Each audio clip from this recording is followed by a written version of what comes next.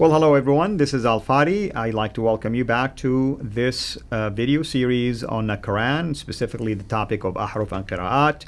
Last time, or at least last couple of episodes, we talked about the preservation of the Quran. First, the Quranic own claim about its preservation, and last time we talked about what do modern Muslim scholars say about the preservation of the Quran, or how they claim this preservation have taken place. Today we're going to take a different angle that is extremely important for you to follow along and pay attention to, because it is, in my view, the pivotal point of how we can understand now everything that is taking place in terms of today's problems that are being uncovered.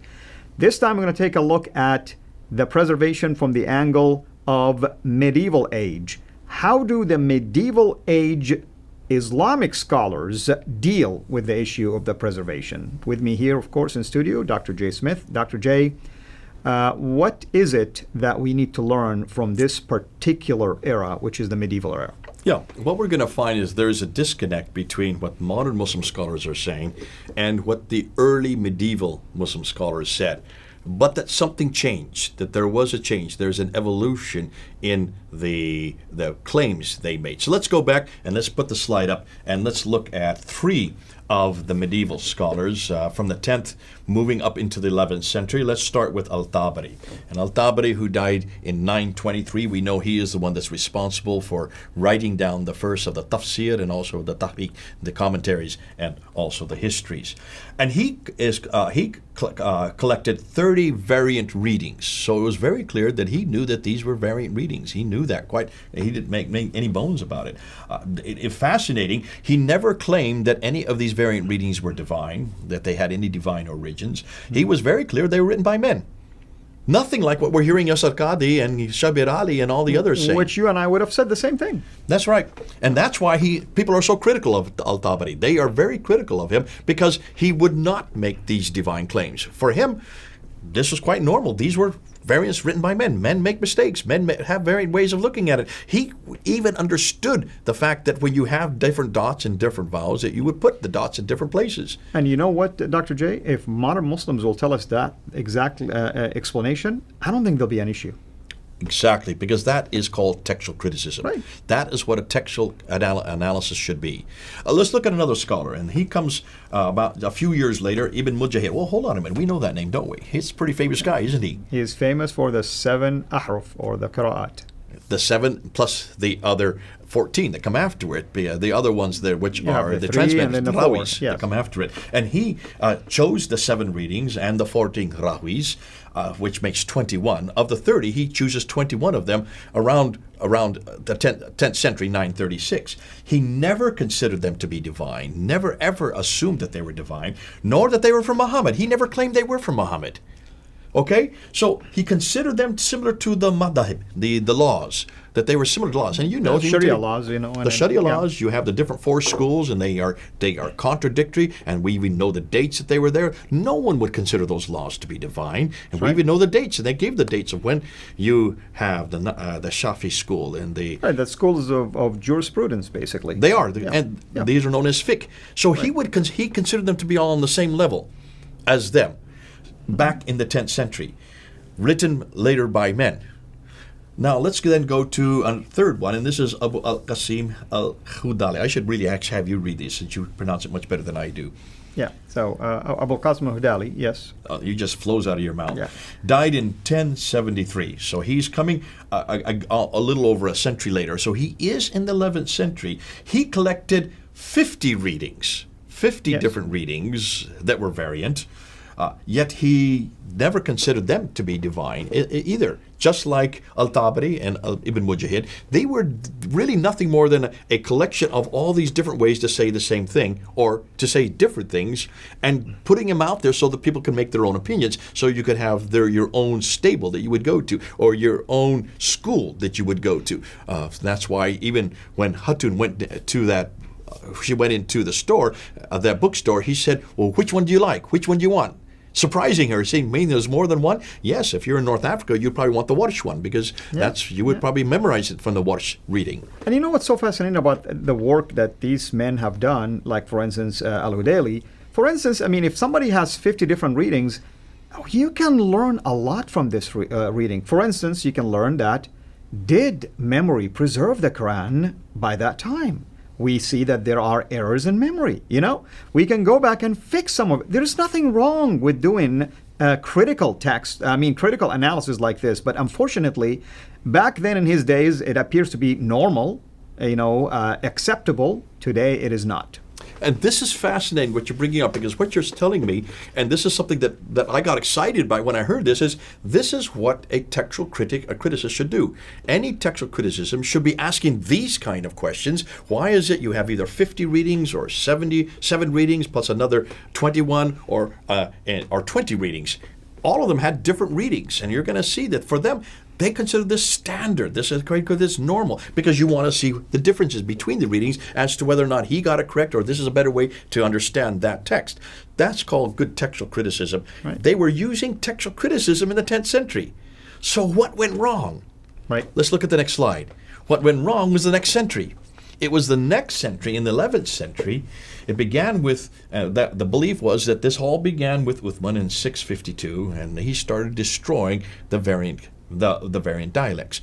So it was that idea that if anything disagree, you must destroy it. So they would go back to what Uthman did, looking destroying at Al-Bukhari. The competitive and copies. remember, Al-Bukhari was writing in 870, so we're now talking in the 11th century, or in 1000. We're talking roughly 150 to 200 years later. They remembered what Uthman wanted to do. He wanted to eradicate anything that disagreed and to bring it back to one text. Right. One text. And so that in order to do that, you have finally Mujahid who comes and brings it back to 7 readings, but those 7 readings therefore have to be all given authority. And if the best way to give them authority is to give them divine authority. So therefore you start reading into and you start looking about these references in Al-Bukhari, which talks about Jibril, and Jibril being asked by Muhammad to have other dialects so these other people living there in the Hijaz could understand what he was reciting. So Jibril concurs and gives him 6 other dialects. Jibril, yeah. Jibril is Gabriel, as we know him as That's Gabriel, right, the yeah. angel. Now, what's fascinating is that Mujahid in 936 changed Hamza, which was bid'ah. Explain what bid'ah means. Bid'ah is as if you say something is heretical. Okay, problematic. It's not really sound, or it's not canonical per se. And yet Hamza was always seen as being bid'ah. Mujahid comes and says, no, he's canonical. So you've got to do something here. Well, what do? You just eradicate and destroy and just sublimate this idea that he's bid'ah. And since Mujahid is the one that chose the 7, you then put him along with the canonical text, make them all canonical. That's right. Yeah. And that happened in the 11th century. So the 7 then were then chosen as the canonical text. No questions asked. You don't bring up about Hamza anymore. That's that red line. You don't go beyond. You add 3 more. And then, but that's not till the 15th century, till 1429. Now look at the dates. We're going to get into this later on when we look at the timeline. We have a chart for that. Because right now we're just making dates and we're splitting them off. It's going over people's head. Right. So you have the 7 that is now moved to the 10, became canonical, so that every single variant reading in the 7 to 10 readings revealed by God to Muhammad. Shadi Nasr said this. And this is fascinating. This all happens and is imposed then on the 11th century. So much so, he says, that Muslims labeled both scholars and lay Muslims unbelievers if they challenged the validity of any of the 7 to 10 Quranic readings. This was imposed on the 11th century. So when you have Yasser Qadi today saying, these are the best of the best, this is the creme de la creme, talking about the 10. Why do you think he's saying that? Because from the 11th century they've been saying that. This is not something that Yasser Qadi thought up. This is not something that Yasser Qadi invented. This has been going on for 1,000 years. 1,000 years. And Shadi Nasr is saying this. Be careful. This is not something that modern scholars are just coming up at the top of their head. So when we look through all those modern scholars, Gulen, and we looked at Shabir Ali, and we look at Yasser Qadi, and we looked at these other, Yusuf Ali, they are not making this up off the top of their head. They are standing on the shoulders of a tradition that's over 1,000 years old. That's right. 1,000 years old. And I love the work of Dr. Nasr, Shadi Nasr. I mean, it's fascinating, the way he handled. Shadi Nasr is from where? I believe it's Middle East. I don't want to. But where is he studying? Where is he teaching? I believe it's Harvard. Harvard University. So he's here in the West. He is all in that realm, the Western area. And over on this side, I should say, the West over here. That Yasir Qadhi was saying, we in the West, we have a dilemma. Because we don't have, here in the West, there is not red line. In Harvard University, there is no red line. You can ask any question you want. And Shadi Nasser is asking these questions. Right. We need to listen to these Western scholars, these Muslim. He is a Muslim, but we need to hear what they're saying because they are now exposing the very thing that has been around for 1,000 years. They're saying, folks, we've got to wake up and realize that this tradition is nothing new. This tradition has been here for 1,000 years. No wonder Muslims are saying what they say. No wonder Muslims cannot wiggle back or forth. They've got to continue to do so because it's been made a divine edict. These 10 have been made divine from the 11th century. Right. Now, here's my remit. And I want to go to the next slide. This is our remit today. And this is what I'm going to do. And I'm going to talk to any Muslims that's watching me. If this is the case, if you're saying that these books, these Qira'at, this Quran that you're talking about, these 7 readings exist from the time of Muhammad, that they were then canonized at the time of Uthman in 652, then I want to ask any Muslim that's watching me right now, any Muslim, please don't waste my time with the traditions. Don't waste my time with Al-Bukhari. I want you to tell me, show me one Quran, one manuscript. Give me one manuscript. Show me where this canonical text is that Uthman created in 652. Give me one. And I want a complete Quran from the 7th century, from 652. When I say complete, I don't mean a little scrap here, a little fragment here, 22 verses here, 33 verses here. I want 114 surahs. I want the entire Quran. I want this book here exactly like you see right here. Now remember, I'm not looking at the English translation. I'm looking at the Arabic. I want you to come up with the Arabic. Not of these 7. Please don't talk about these 7. I want from Hafs. I want you to show me a manuscript, and this is what we're going to keep reminding you of, from the 7th century, not the 8th and the 9th. These are from the 8th and 9th. I don't want any of these. I want you to show me one script, one manuscript that equates this. And I'm talking about the skeletal script. I'm not talking about the dots. I'm not talking about the vowels. I'm not talking about the diacritical marks. I'm talking about the skeletal consonantal text. Show me one complete Quran from 652, 114 surahs, that is exactly like I see here in the Hafs text, which was chosen in 1924. Unchanged. That's my claim. That's my challenge. Because until you can do that, please stop wasting my time with these 7 and stop wasting my time with Al-Bukhari, Sahih Muslim, Ibn Dawud, and Al-Tabari, and Ibn Mujahid, and Al-Jazari. I don't want anything from the 9th, 10th, 11th, 12th, 13th, up until the 15th century. I want from the 7th century. Because that's the claim you're making. That's the claim Yasir Qadhi is making. That's the claim Dr. Shabat Ali is making. That's the claim every one of you Muslims have made, that you could trace a textual history of this book all the way back to Uthman. If that is so, don't waste my time. Prove it.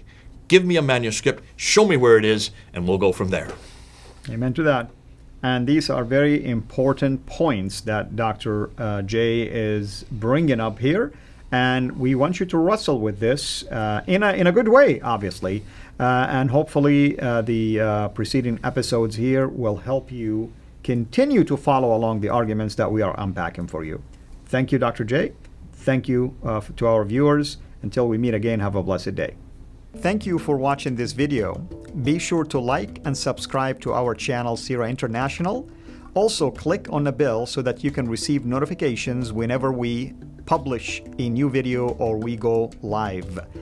And I would like to appeal to you to consider becoming a Patreon patron by clicking on the link right below, and that way you can give towards the production of these videos. There are also other options for you on how you can give to our channel. So thank you from the bottom of my heart.